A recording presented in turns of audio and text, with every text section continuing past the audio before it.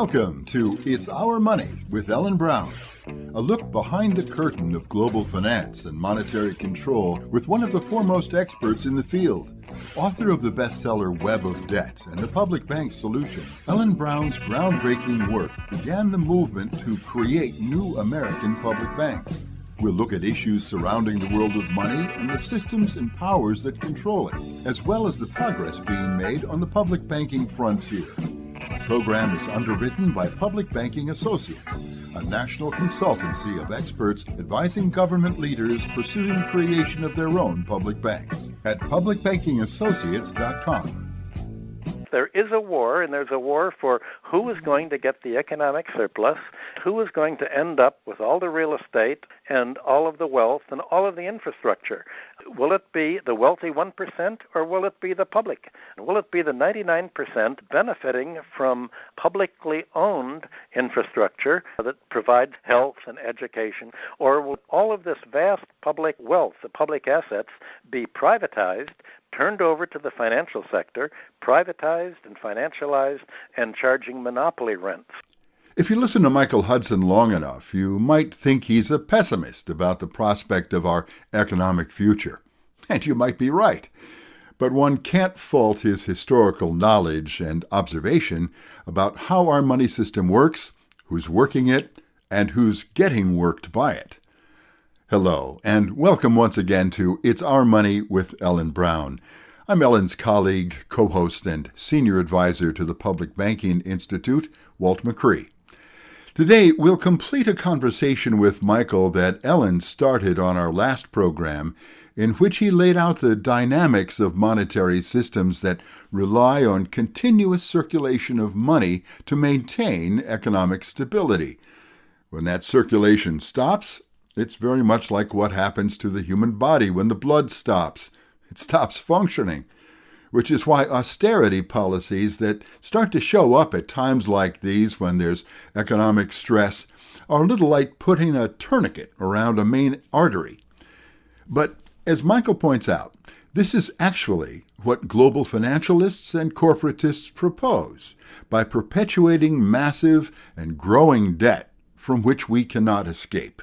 We're even seeing that notion in the recent Fed attitude toward the states and cities of America that desperately need some generosity, some new money from our central bankers and our Treasury. The COVID crisis has shrunk state and local revenues, which have to balance their budgets, and without some help from above, meaning the Feds, they'll have to either raise taxes, go deeper into expensive debt, cut their services, and fire essential staff. It's a dystopic prospect for our governments. And it is unnecessary. When the truth of that reality hits home, and you observe the desperate condition of so many of our citizens, one's compelled to respond with both compassion and outrage. And so it is in America today that when we look around and see about half of our fellow citizens living near poverty, while we spend billions on bad things and give billions to bad players, there's building motion for change. On today's program, we'll touch down on that subject with Michael Hudson, and we'll also have a brief interlude on the same prospects with Greece's former financial minister, Yanis Varoufakis. And later on in the show, we'll talk with author of Screwnomics, Rickey Gard Diamond, whose economic theory, Screwnomics, is described by the notion that women should work for less or better for free. Rickey has a new article out in Ms. Magazine that asks whether public banking can help Black Lives Matter as well as women and women-owned businesses. Now let's connect with Ellen, who has been actively writing about how the current policies of the Federal Reserve and the Treasury have upended old institutional precepts about banking that should be helpful to American states and cities, but so far hasn't been very helpful. It seems that the Fed and the Treasury haven't taken their eyes off how they can buoy private capital markets and big businesses. Your recent work has exposed the role that BlackRock is playing in our national fiscal drama, and now you're focusing on this really important but little known aspect of the Federal Reserve's resources for banks, which is their discount window, and they're giving these virtually free loans to banks and corporations and hedge funds and trading desks and so forth, but nothing for the states. What's that issue there? They're giving virtually free loans to the banks. They're trying to cut out the hedge funds and other entities that aren't in their purview. It looks to me like the reason they've done this, they threw open the discount window to all banks in good standing from 0 to 0.25%, so almost nothing. But even if you're not in good standing, a bank not in good standing can borrow at 0.75%, so that's very cheap and definitely much cheaper than the states can borrow at the municipal liquidity facility, which we've also talked quite a bit about, and how the states are getting screwed on that because they have to borrow at the market rate plus a penalty. So nobody's going to go there. There are very few states that will even use it. Illinois, I guess, is using it because they're desperate. But so the Fed is really making no accommodations for the states, and Congress isn't making much accommodation either. They, in their original CARES bill, it was, by the time they were done, it came to $3 trillion, and only 5% of that was allocated to all 50 states, and there were restrictions on what they could use it for. So they couldn't use it for their prior budget before March, which means virtually everything they do because they budget everything before they do it. So, like the New Jersey governor was complaining that they might have to give the money back because they, don't have uses for it. Meanwhile, they're really struggling. The states are liable to go bankrupt, and in fact, Mitch McConnell, the Senate Majority Leader, said he'd rather see them go bankrupt. Of course, they're not legally allowed to go bankrupt. So what he'd rather do is make it so that they can go bankrupt, mainly because he wants to see them privatize their pension funds. And Larry Fink, the head of BlackRock, which is now in charge of two of these special purpose vehicles, he also is in favor of privatizing the pension funds. So that the states are really being discriminated against. You could make a case, I've seen the case made, that this is intentional, that they want to bankrupt the states and the small businesses so that the big businesses and corporate America and the big banks can scarf up the small businesses, and we'll have basically a corporatocracy, a government run by big corporations. Right. And of course, we saw that once before in the 2008 housing crisis, housing bubble, where I guess BlackRock has become, as a result of the foreclosure on the mortgages, they've become the possessor of a good deal of the mortgage holdings in the country. So we've certainly seen this story before. Well, I agree. That's actually Blackstone that acquired all the real estate. But BlackRock, yes. Oh, okay. BlackRock was put in charge. Put in charge of the. They got to be related, aren't they? Yeah, they are. BlackRock is an offshoot of Blackstone, although it's not connected now. But it originated as Larry Fink came from Blackstone and formed BlackRock. But anyway, so BlackRock in 2008 was put in charge of the Maiden Lane facilities, which were how the banks were able to get rid of it was actually for Bear Stearns and AIG, and they were able to get rid of their toxic assets by moving them into these special purpose vehicles. So BlackRock, called Maiden Lane, so BlackRock was put in charge this time because they had that experience. But it was a no-bid contract. We, the voters, had absolutely nothing to do with it. And BlackRock is the largest asset manager in the world. They're bigger than the largest bank. I mean, they're huge, and they've got their fingers in everything. They've got along with the other two big asset managers, they've got a controlling interest in virtually all the major corporations in the country. So we've got a corporatocracy already, pretty much. Yeah. And the question is, how do we break into that? And the other question is, why did the Fed suddenly throw open its discount window when it wasn't obvious that the banks were going down? It wasn't like in 2008 where they were, had a serious liquidity crisis and were going bankrupt. But it looks to me like the reason was that the banks actually had gone bankrupt, of course, in 2008, and their business model is bankrupt. In other words, they never have the money that they lend. The way they make loans is that they just create that money on their books. But then they have to balance their books at the end of the day, so if they don't get deposits in equal to the deposits they just created that went out, then they've got to borrow somewhere. And so that's where all these liquidity crises come from, that sometimes the market freezes up and there's no place to borrow at a reasonable price. So in 2008, it was all about the money market funds and the repo market. And so after 2008, banks quit borrowing from each other because they didn't trust each other, for one thing, to pay the loans back, and because the Fed started paying interest on excess reserves that went up at one point to 2.25%. So that's a quite nice interest rate just for doing absolutely nothing and letting your money sit at the Federal Reserve. So why take the risk of lending to other banks? So the banks went into the repo market instead, which is a private market which is secured supposedly, but it had problems as well, which I've also discussed on other shows. And in September, interest rates in the repo market shot up to 10%, so the Federal Reserve felt compelled to step in because that's where its banks, that are its province, were borrowing. And so the Federal Reserve was covering the repo market ever since. So by March, they were putting up to $1 trillion a day, making that much available in the repo market.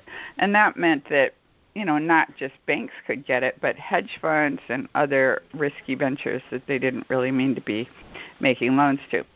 So it looks like the reason they threw open their discount window was to get out of that having to backstop the repo market. So they just used the pandemic as an excuse, or the freeze, and said, well, we're going to free up liquidity or free up credit for the local economies by making credit free to all the banks, and then they can do better terms on their loans into the local economy. But that didn't happen. They didn't do better terms. They didn't lower their credit card rates because they lowered it at 0.5%, but it's still up at around 21%. So that's the problem with the system. I mean, the good thing is the Fed has really covered the liquidity crisis problem, which is something that it's been a problem for hundreds of years.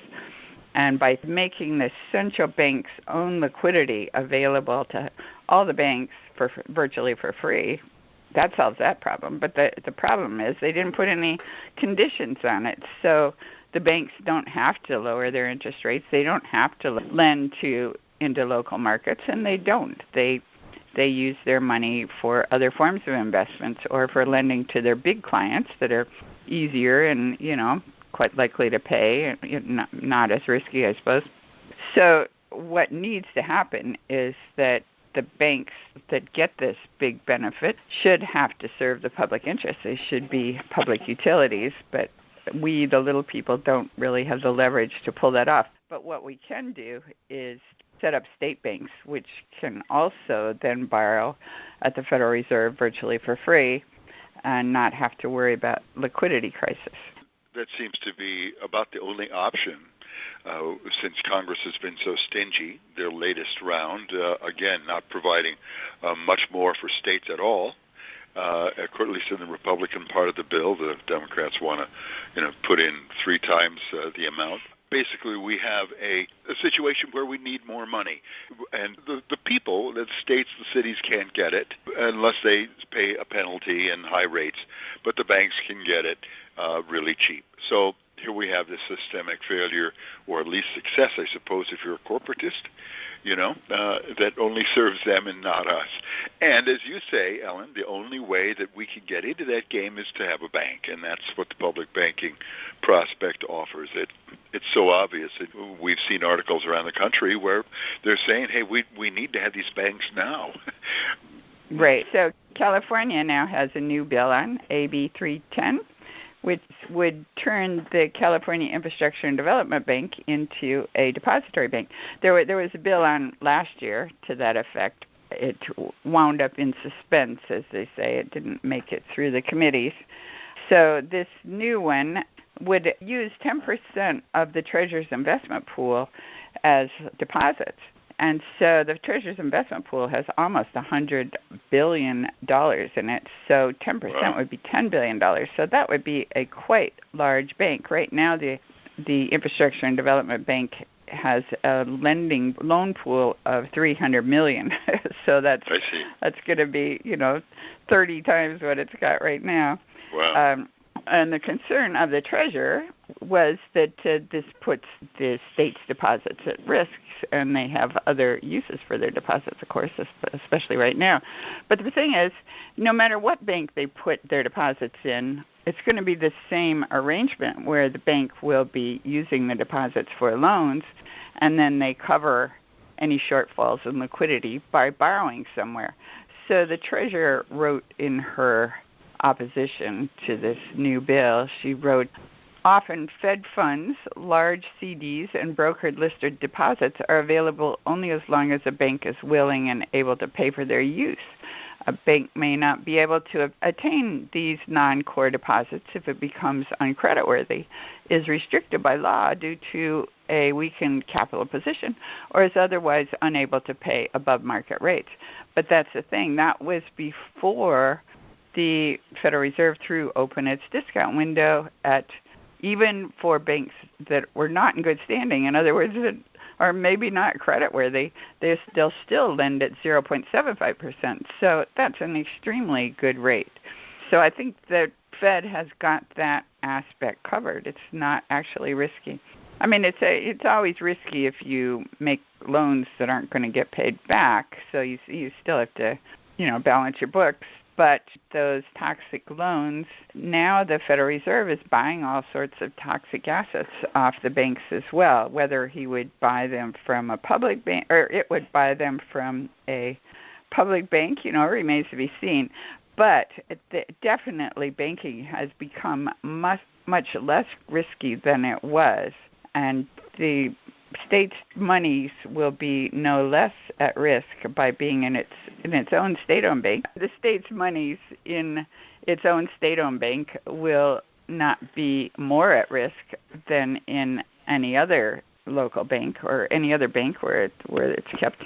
And we would argue that it'll be less at risk because it's their own bank, so they know what the bank is doing. They can put parameters around it to make it definitely not risky. Yeah, it seems like the pandemic, the economic crisis that has resulted, it's put us into a whole different frontier about managing our money, retaining it, having access to it. We have to have credit.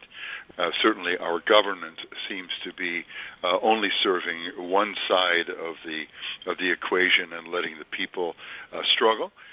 So hopefully there will be some significant changes in that department soon.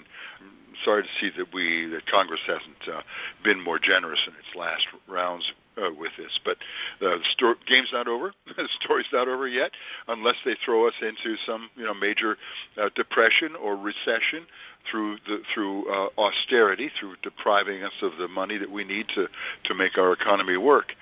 This started a revolution once before, I seem to recall. Maybe it's time. Well, we're seeing game changers all over the place. That's why I write, to point out what the new possibilities are here, and that we need to be aware and jump in and get our voices heard and make sure that it serves the people and not just big money. Yeah. Well, thanks for doing all the hard writing and thinking too, Helen. So we're talking to an old colleague of ours in just a minute about the impact that public banking could have on some of the effects of COVID, of the COVID economy, and also on Black Lives Matter and on women and so forth. So let's go do that. All right. Thanks.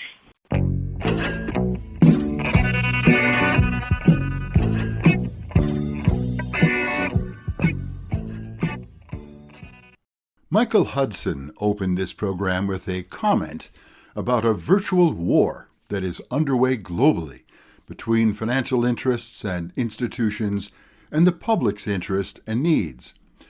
His bold assertion deserves some further characterization and expansion, which is what we'll be doing now, with a continuation of the conversation that Ellen had with Michael on our last program.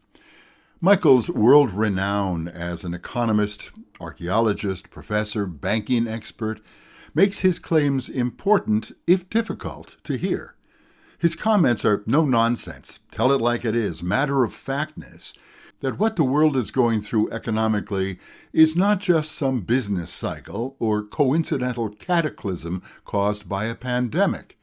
We're actually witnessing an intentional agenda that has been foisted upon the people of the world by a financial oligarchy that has enslaved virtually all of us with debt bondage. Debt is the leg iron applied to all citizens and nations, where money is privately controlled as a commodity rather than deployed as a public utility. Let's take a deeper look at this by rejoining Ellen's conversation with Michael Hudson. So said the debts that have been built up are being used as a warfare tactic. The pandemic crisis has created a battlefield with the rules written by the financial sector. So could you explain that a little bit? I thought that was a very good image. Well, somebody has to lose. And if you're unemployed and you can't afford to, or if you're laid off, you can't afford to pay the mortgage or pay your rent, then you end up homeless and you default. And essentially the white people are ending up like the blacks and Hispanics under Obama. They're kicked out of their homes. And that's basically the trade-off. There is a war, and there's a war for who is going to get the economic surplus and who is going to end up with all the real estate and all of the wealth and all of the infrastructure. Will it be the wealthy 1% or will it be the public domain? Will it be the 99% benefiting from publicly owned infrastructure that provides health and education either freely or at subsidized prices, or will it all of this vast public wealth, the public assets, be privatized, turned over to the financial sector, privatized and financialized, and charging monopoly rent? So it's very much like the military invasions that took over England and France in the 11th century, except this time it's not done militarily. It's done purely financially and legally and ideologically by trying to convince people that there's no alternative, that this is how the world works. And it's not really how the world has to work. Of course there's an alternative. But if you believe that there's no alternative except feudalism, except going back to create a wealthy ruling class, lording it over the rest of society, then you're not going to protest. You're not going to create a different kind of a government. You're going to say, well, that's capitalism and there's no alternative. And of course it's not capitalism, it's finance capitalism turning into neo-feudalism. So there's a kind of junk economics that crowds out reality economics, and there's a kind of Orwellian vocabulary that goes with all this to try to trick people into thinking you can't do anything about it, so just please give up your house, forfeit your property, accept lower wages, and think that this is how nature works, and it's all a natural law. And of course it isn't a natural law. It's a takeover. Right, and they'll blame it on like the plague, or just say it's one of those things that happens every century or so. And that's right. They'd love to blame it on the plague, even though all that the coronavirus did was catalyze the culmination of this debt buildup that was occurring ever since 1945, but especially since 1980.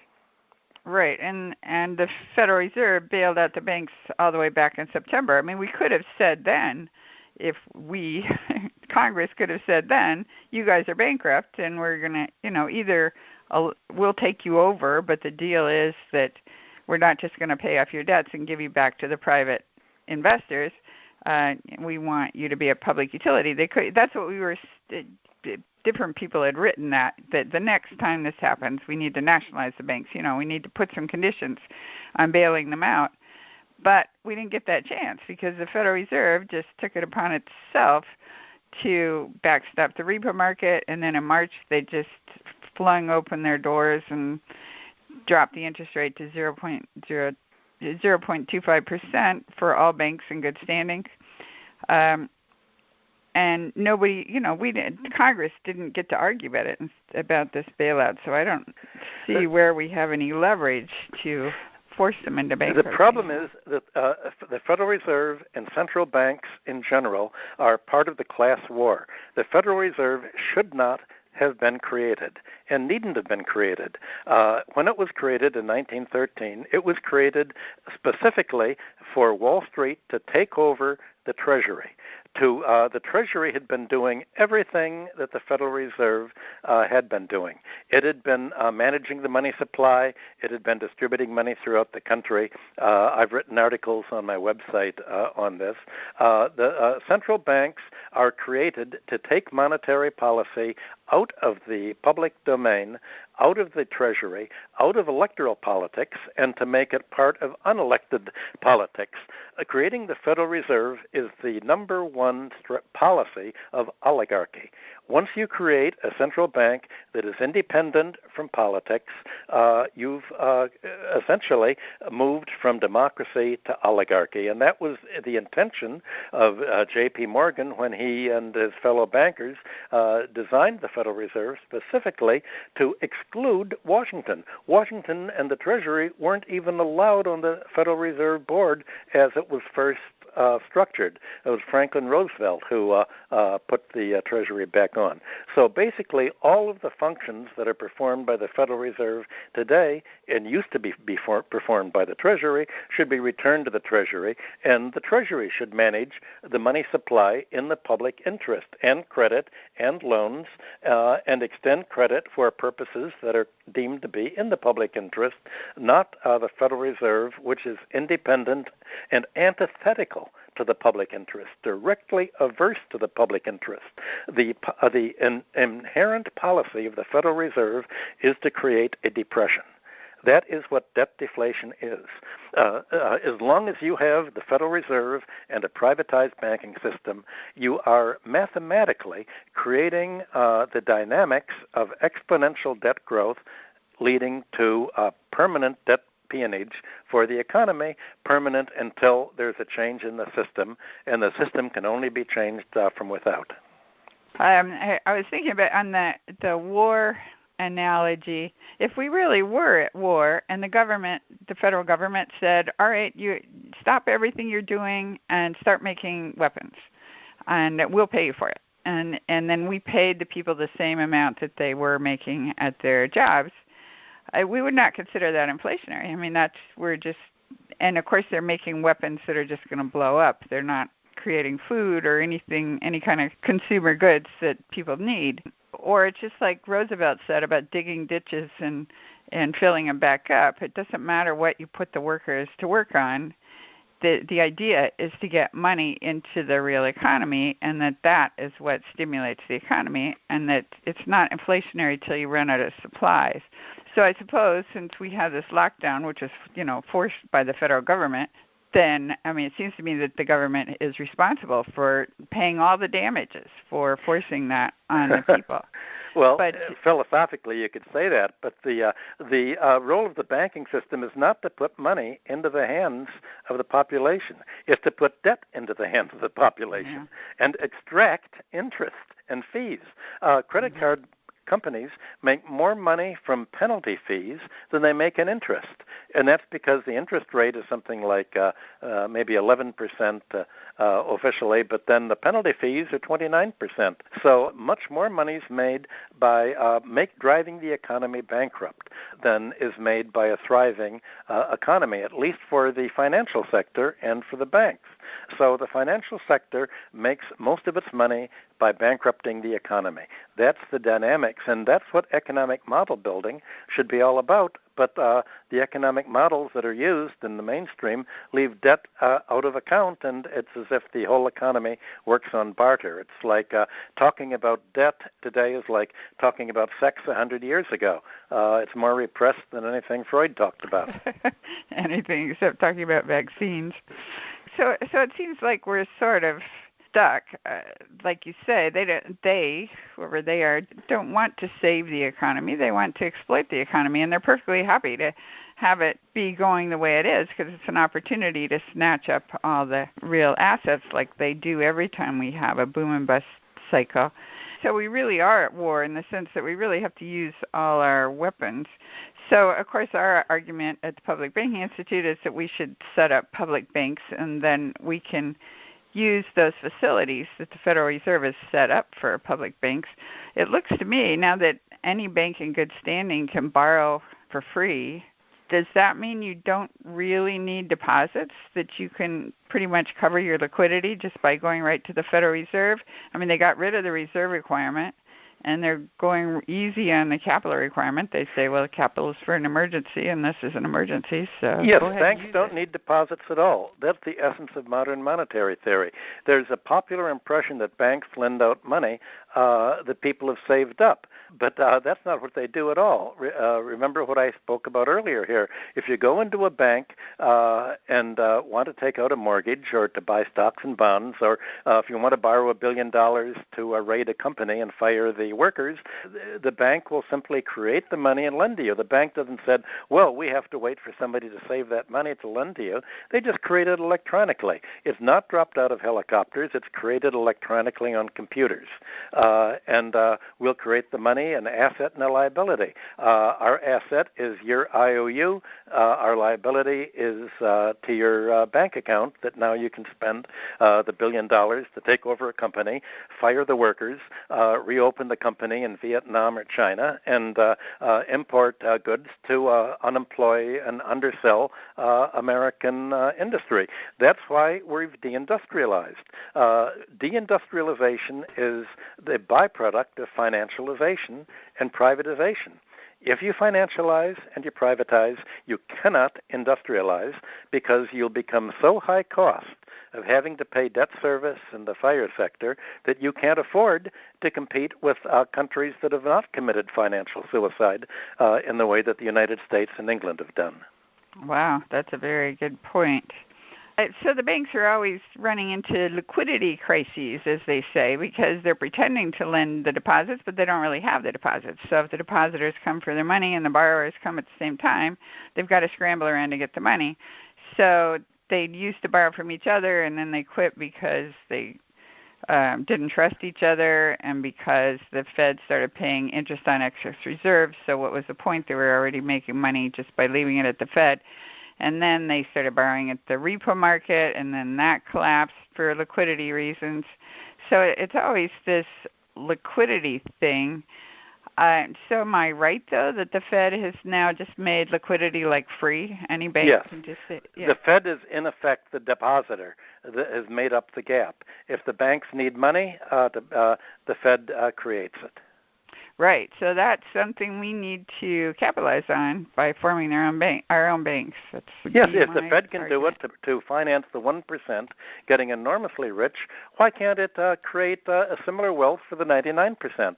Why can't it create industrialization instead of deindustrialization? Why can't it create infrastructure instead of just buying out existing infrastructure and charging more money for transportation and railroads and subways that are falling apart? Why can't an economy be run more rationally? Or, in other words, why is China pulling ahead and we're not? Right.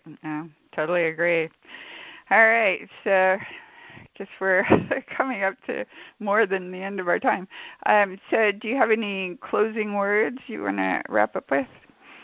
I don't know what I can say. The question is whether we really have a debt problem or whether it's a quandary. A problem has a solution. A quandary doesn't have a solution, and I don't see any solution that can be done within the given electoral system and the given political system. If the political system is now run by the donor class, and if the Republicans and Democrats are merging, and Biden says, I'm going to work across the aisle just like Obama did, we're going to get rid of Social Security, we're going to throw the elderly out in the street, we're going to evict the people who vote for us, and we're going to support the kind of racist policies that we've been supporting ever since Clinton, then you can imagine what kind of society we're going to have. When similar policies like this were done in Greece or in Latvia, the Latvians emigrated. The Greeks emigrated, or they committed suicide. Lifespans shortened. But where will the Americans go? Will they be willing to die quietly, to commit suicide? There's nowhere they can go. They don't speak foreign languages. Where will the Americans emigrate to when there are no jobs and they've lost their houses? Yeah, they'll go to Mexico. I saw a joke about that, something about, are you coming in or going out? Well, they'd better learn Spanish. Something like that, yeah. Well, it's been wonderful talking to you, as always. The same here. Okay, great. All right. I've been speaking with Michael Hudson, who has written over 24 books, including Killing the Host and Forgive Them Their Debts.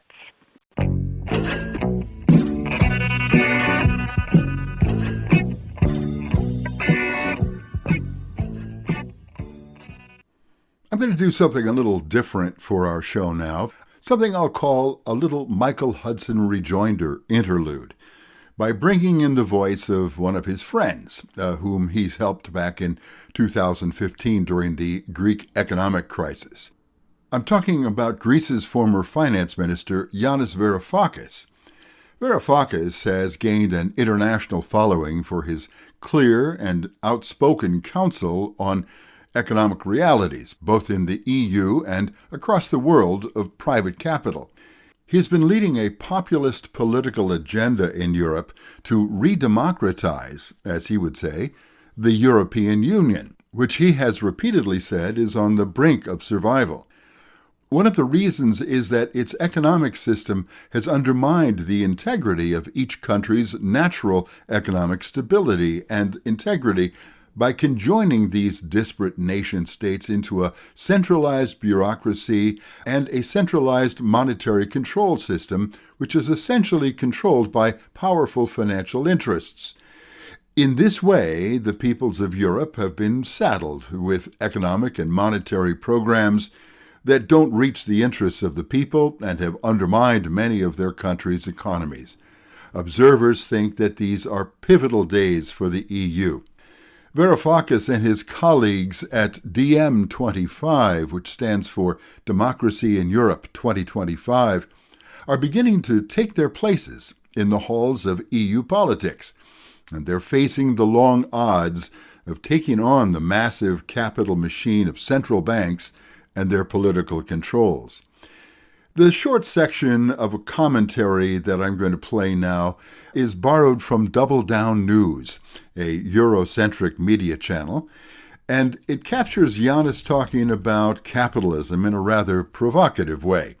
But it speaks to the comments that Michael Hudson just expounded upon with Ellen, that the global financial oligarchy has created a system that leaves the welfare of people out of its mission.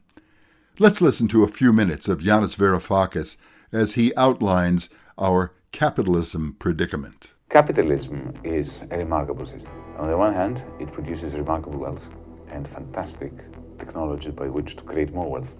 And on the other hand, it creates new forms of depravity, humiliation, poverty, hopelessness. So hopelessness and poverty and iPhones being created by the same production line. That's capitalism. It's a system that produces its own crisis, that constantly undermines itself. And when there is a crisis, whole generations of people are thrown into the dustbin of history.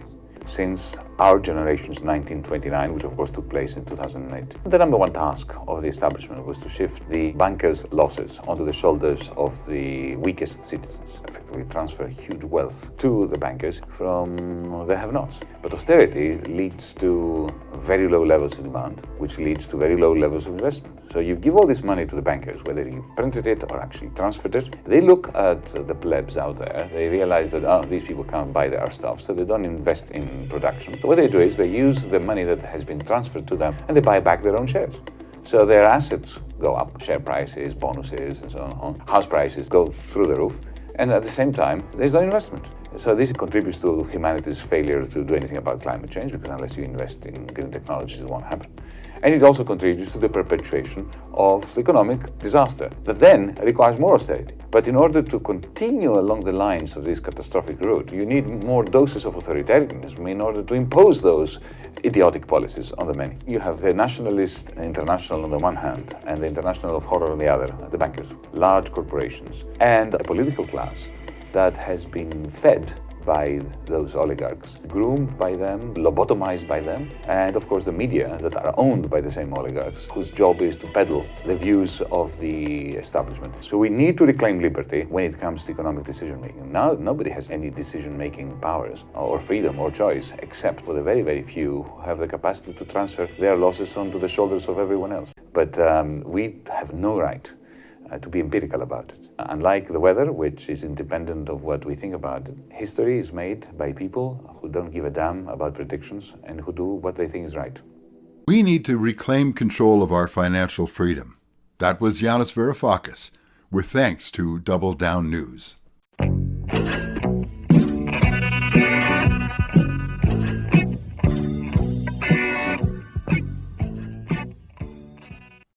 Might public banks have something to contribute to the discussion of Black Lives Matter? And is there an intersection of that concern with a similar category of citizens who have been shut out or had their economic and monetary privileges restricted, namely women?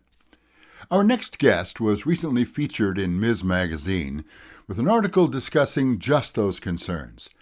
Rickey Gard Diamond, the author of Screwnomics, the economic theory that women should work for less or better for free, raised the discussion in an article titled How Public Banking Could Make Black Lives Matter. Rickey was a colleague of Ellen and me on the Public Banking Institute Board of Directors a few years back. In her new Ms. article, she cites new Pew data that white families have 13 times the wealth of black families, a gap that exists at every educational level. The racial imbalance added to capitalism's inherent inequities have made this reflective moment in America's history even clearer. Whether from the redlining of black neighborhoods, their increased costs of lending and decreased values of real estate, there's a long list of infractions. The banking world has been part and parcel of keeping black lives down. Rickey's authoring of Screwnomics revealed how women have been systemically undermined through the years in very specific policy ways. And now, with Black Lives Matter consciousness emerging, the whole spectrum of banking's role in our society is coming into better focus.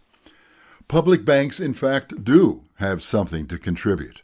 Ellen and I spoke with Rickey about how her work has evolved in recent years and why women's realities make a good springboard for a wider lens to see the real landscape of banking's impact on disenfranchised communities of color and gender.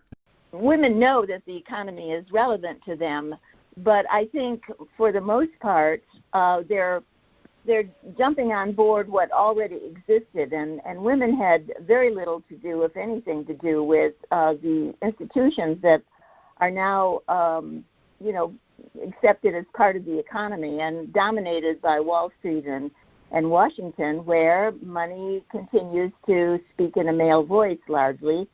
And it wasn't so long ago that women were barred from earning their own paychecks or owning property or having their own bank account. So I want women to remember that. And the alliance that Ellen and I are both part of, the An Economy of Our Own, which is focused on highlighting brilliant leadership like Ellen and like Leanne Eisler and like women who are writing books and organizing new institutions and just wanting to make the economy better for everyone, because right now most of us are screwed no matter what your actual gender or sexual preference. So, yeah, you've discussed how public banking can help Black lives and Black Lives Matter. Do you want to go into that? I mean, they've definitely been disadvantaged by the whole banking situation, and they've struggled to form their own banks, but that's very difficult. Community banks always have a hard time. So do you want to go into your thinking on that? I want to, first of all, praise one of your advisory board members, Mirza Baradaran, who is a delightful person for starters, a brilliant legal mind, and a wonderful writer who wrote a book called The Color of Money. And she's now on the Public Banking Advisory Board, and more power to you. I mean, she's terrific. And I read the book, and I found that I've always thought that reparations were needed, but after reading her book, wow, I really think so. I think public banking is part of the answer for Black communities. But I also think with her that the cruel tricks that I wasn't even able to get into in the article that I wrote for Ms. Magazine are just shameful. And we owe a great deal to the communities whose labor we've benefited from and still are, and who are, brave citizens of this country. They're insisting on equal rights, and that certainly includes the right to own a beautiful home in a suburb and not be discriminated against for wanting that. But that certainly hasn't been true for independent Black banks, that community banks end up losing money on the property that they own. Mirza had said that public banking could help because the community banks are just too small and, it's just too hard for them. Do you want to go into that? Or go ahead. Well, I think one of the things I learned was that when one of the drawbacks of community banking and being a special bank, with one of the drawbacks for them is that if they try to raise capital outside their own community, then they no longer qualify for being a community bank any longer. And so it's kind of a catch-22 no matter what they do. And we're looking at cities that have been abandoned in many ways and exploited by police surveillance and fines and bail and all those kinds of tricks that have shortchanged Black families, Black and brown families. You've conflated two big, important minority groups, women and Blacks, African Americans in America, as recipients of the short end of the stick relative in banking. And as you pointed out, was quite remarkably, it's only been a matter of maybe 4 or 5 decades that women were able to have their own bank accounts and their own credit cards.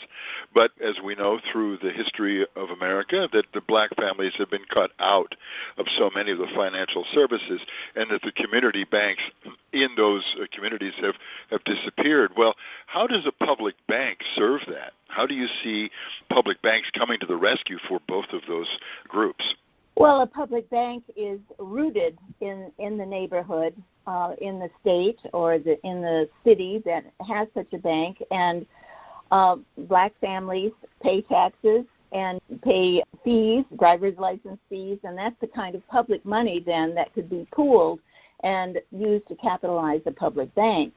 Ideally, they would also be seated on the bank board and have something to say about what the priorities of a particular city are. And I'm thinking right now of Philadelphia in particular, which, you've got one of your board members, Emma Chappell, is from Philadelphia, from that area. It's still a hard place to live for people of color.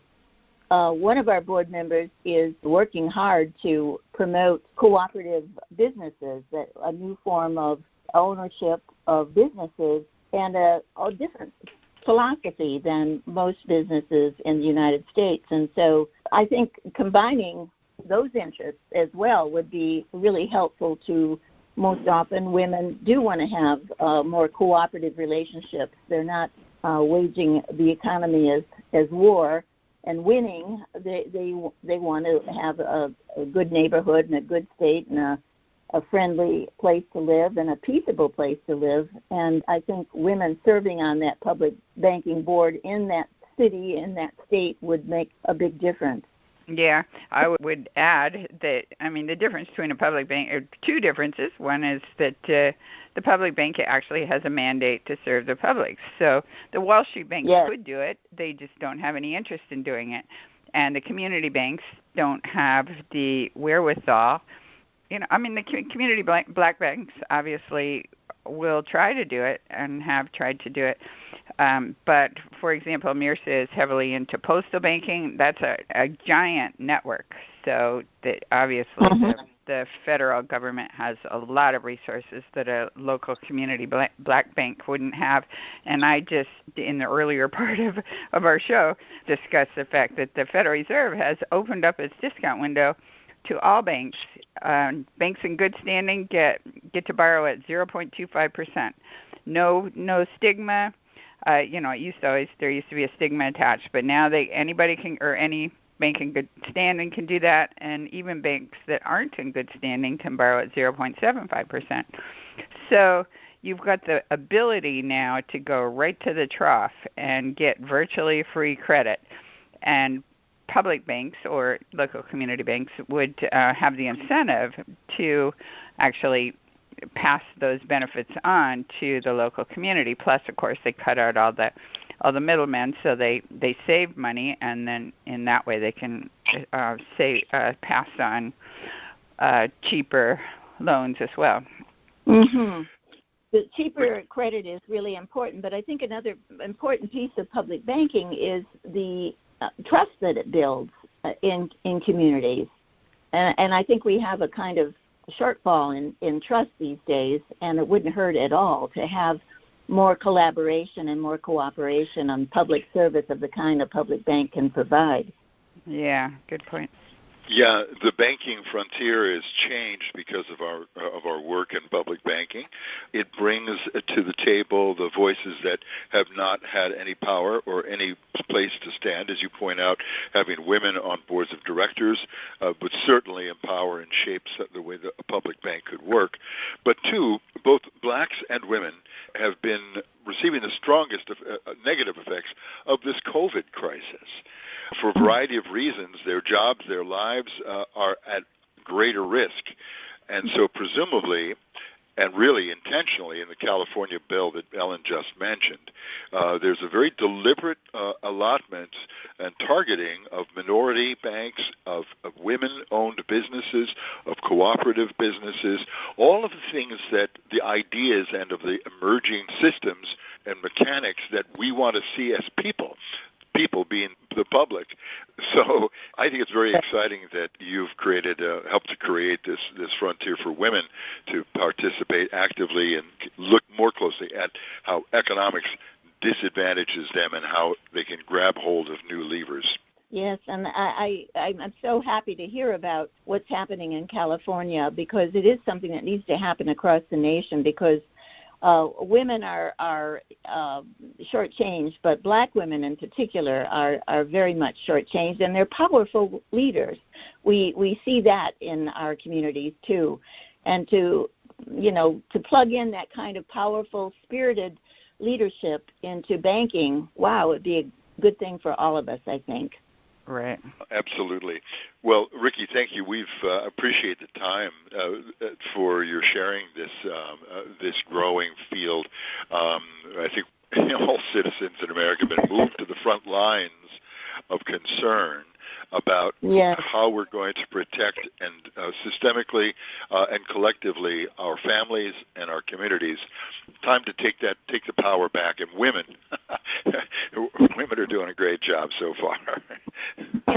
Well, so is the public banking movement. I'm just excited about what's happening in California and the whole movement. It's just great to see it. That's Rickey Gard Diamond, author of Screwnomics, the economic theory that women should work for less, or better, for free.